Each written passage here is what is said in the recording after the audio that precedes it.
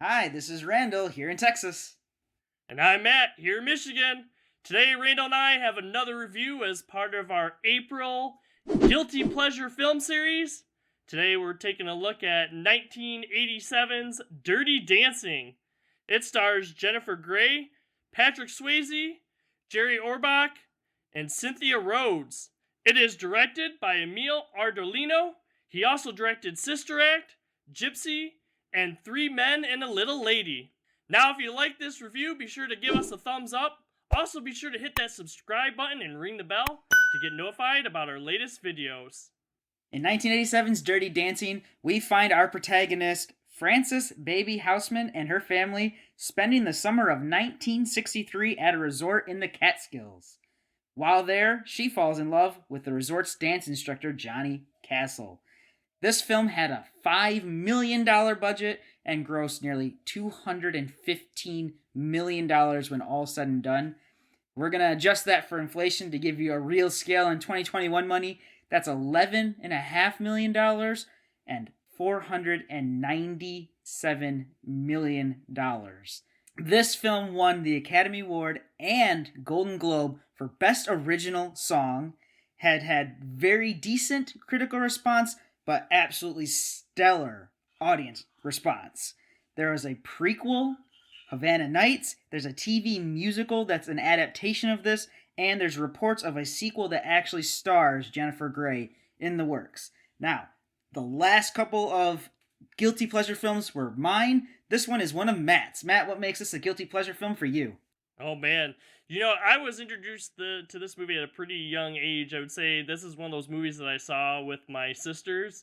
So this is one of those like go-to sister movies and stuff. But I still enjoyed this film, though I admit that my viewing experience of Dirty Dancing now is much different than the viewing experience that I had when I was younger watching my sisters. There's a lot of things in this movie that kind of went over my head at the time and stuff. And I actually enjoyed this movie, I think, more now than when I was a kid because I actually get a lot of the different story beats and actually what's going on. Randall, what do you think about Dirty Dancing? I was surprised when you labeled it as a guilty pleasure. I was like, man, this is a really popular, well-known film. Usually guilty pleasure films are kind of, oh man, I know that that's bad, but I still love it. But I can see from a perspective of like rose-colored glasses, looking at it from when you were young and introduced to it, that, I just kind of go back to it because it's a feel-good movie. It makes me feel good for watching it. And that's definitely something that a guilty pleasure film has for you. Just because it's not necessarily a bad movie does not mean that it can't be a guilty pleasure movie. So, really, upon this viewing of it, it has pretty much held up really, really well. I absolutely dig the whole music can make everything better. It is a fantastic counterculture film, even though it was looking at like counterculture 20 years before it was made in the 80s. It's looking at the 60s. It's not like Rebel Without a Cause, but I still really liked this movie a lot. Yeah, I think the music is definitely the star in this film too. Not saying that Jennifer Grey and Patrick Swayze don't do a really good job because they do, and I love me some Patrick Swayze. Randy, you're probably there in the same boat too with Patrick Swayze. Yeah, man, when his character walks in, it is the coolest entrance. It's just, he's wearing the Ray-Bans, walking in, looking so jacked, and Jennifer Grey's just like, oh my god, yes. I love me some Johnny. Oh yeah, but yeah, the music. I mean, that's what it was getting a lot of awards and stuff for was the music. Even though they did have some other award, nominations and stuff for the actors in this movie too. But yeah, the music is still good. I mean, even when before we were watching this movie, we were just talking about watching this movie. I was already humming and singing the tunes and stuff in this movie. It's an interesting thing though what they did with the characters here. They don't really ever tell you like how old Johnny is, but he is definitely an older character than Jennifer Grey's character, who's labeled specifically as a 17-year-old. So what they do and like how they interact with music always his thing. It has always been something he's good with, and like his dance partner, it's the same. It's like I've always just loved music and I've always just loved dancing. So this is a whole new world for our very impressionable 17-year-old protagonist to be introduced to over the summer camp. She's just kind of bored with the same old life that she always had. And this was an absolutely, fish out of water character going into this scenario. And that's part of what makes the movie work. You have this fish out of water character that's the Luke Skywalker for all intents and purposes. He doesn't really know what he's getting into, and she doesn't really know what she's getting into.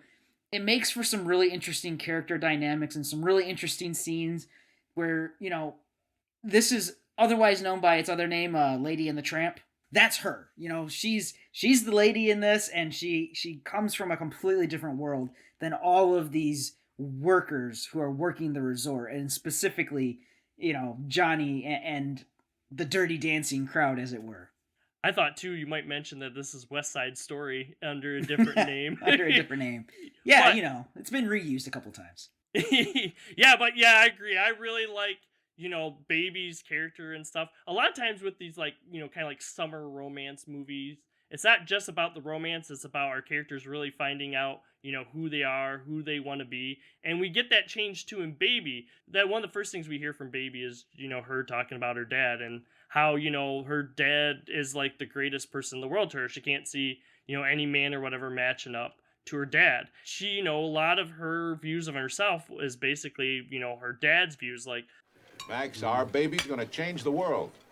And then later that comes back when, Baby's more finding out, really what she likes, what she wants to do, how she wants to change the world. It doesn't necessarily match up with what her dad wants. And that causes a little bit of friction later on in the film. Yeah, I love the interaction between Baby's character and her dad's character because he is a good person, wholeheartedly, and he's instilled all of these values in her which make her a compassionate, good person as well. It's just that he has trouble getting on this bandwagon, as it were, of, well, these people aren't lesser than you. You told me everyone was alike and deserved a fair break. But you meant everyone who was like you. So yeah, she does a lot of growing up over this, the course of the film, which is admittedly a short span of time condensed into a movie, but it was fun to watch that character growth and watch her make that realization and really get to the point where she can finally stand up to her own father, who she greatly looks up to and who she got all of these really good character traits from. And then at the end, the very end, after the awesome dance scene, which I'm sure we're going to talk about that a little bit, for her dad to be like, you know what? I know you weren't the one who got Penny in trouble. Yeah. When I'm wrong, I say I'm wrong. That's a powerful message to be sending to the audience, which was intended to be teens, you can be rambunctious and you can be counterculture, but at the same time be good, be nice, and admit when you're wrong about things. So I like all in all the message that the movie is trying to get across.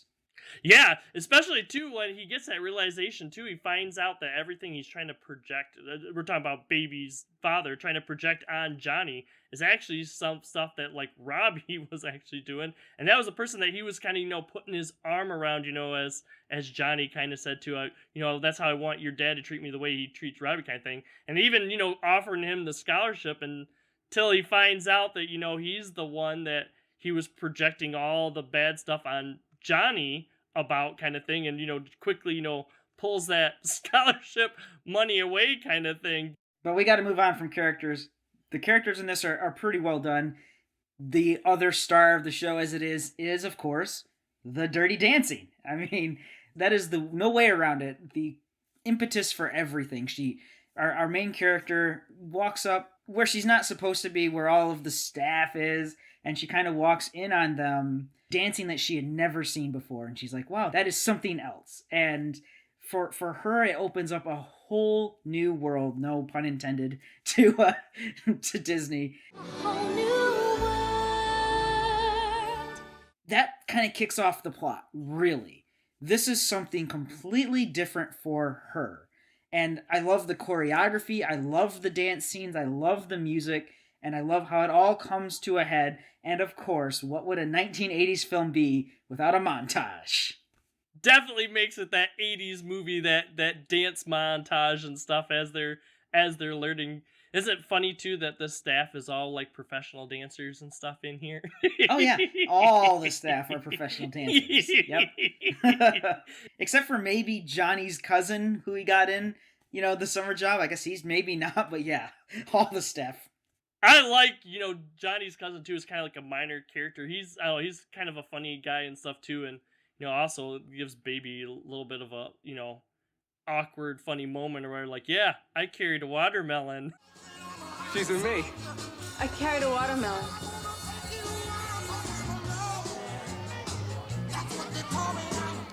I carried a watermelon. I can't believe I carried a watermelon is the first thing I said. Yeah, it's fun. But, Dirty Dancing, what is it without talking about that last dance scene, Matt? No, the iconic part of that dance scene too, with the lift.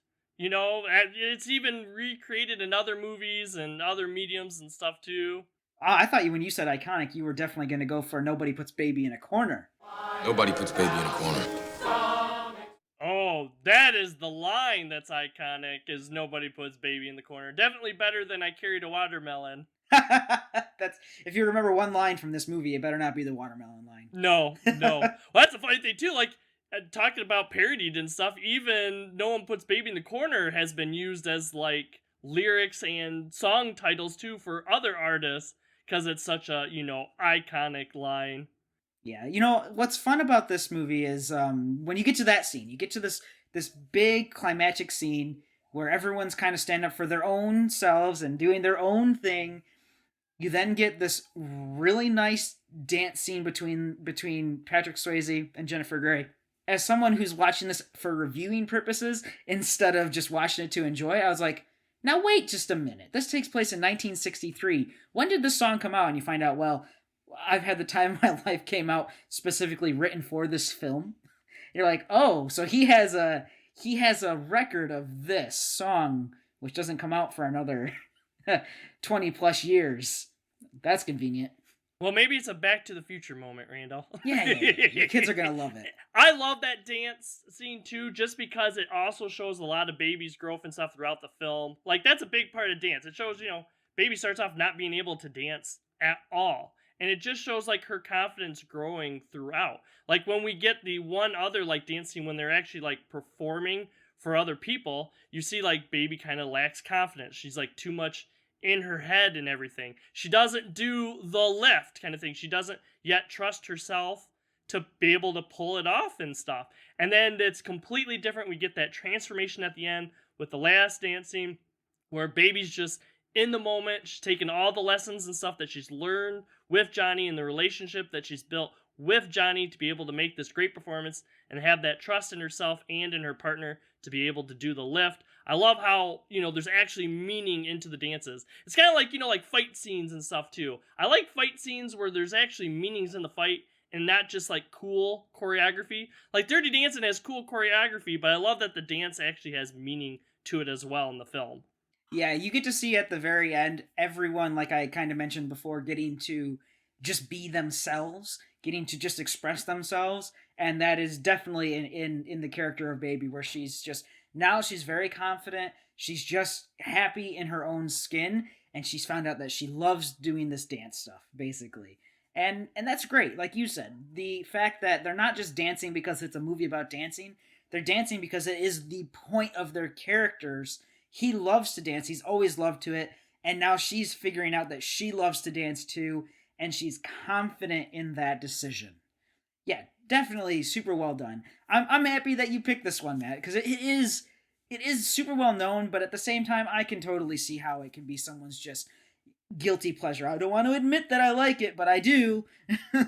Yep, I definitely like this movie. This is my guilty pleasure movie, and I like that I enjoy it more now than I did when a kid, getting a lot more to it. Where as a kid, kind of just had that connection with my siblings stuff. With this, I just enjoy the movie. It's good. This is a good excuse to be able to watch this film again, Randall, for sure. So if you guys have any guilty pleasure movies, let us know in the comments below. We want to know what your guilty pleasure movies are. Also, be sure to check out a lot of our other reviews. We have new movie reviews. We have flashback reviews. We also look at TV shows. And Randall and I also have some deeper dives where we pick different topics and we look into them and talk more about them. We also have a Facebook page. Make sure to check that out. We always post the day before what we're going to be posting on YouTube the next day. And there's some other stuff that we kind of post on there news-wise as well that might, wink wink, have anything to do with Star Trek or Star Wars. But for now, I'm Randall here in Texas. I'll see everyone next time. And I'm Matt here in Michigan. Have a good day, everybody. Next time on No Market Media. Please consider checking out some of our other videos.